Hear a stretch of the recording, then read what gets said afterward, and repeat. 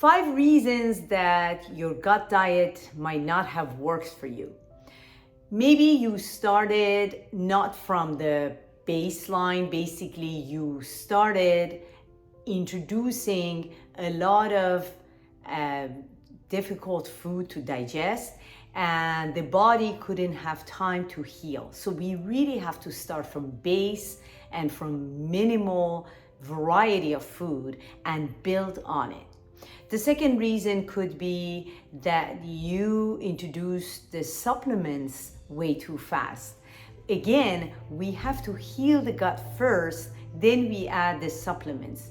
Give time to the body to heal. The third reason could be you didn't do your gut healing diet long enough. The way that we know the gut healing diet is working is we have to see the symptoms reduced. Then we introduce new food. Before that, you can't introduce new food because you're not ready for the new food.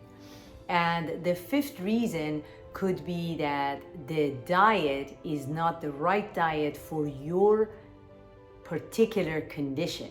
And that's why we're not seeing any improvement. So we have to look into variety of different gut healing diet that works for your particular symptoms.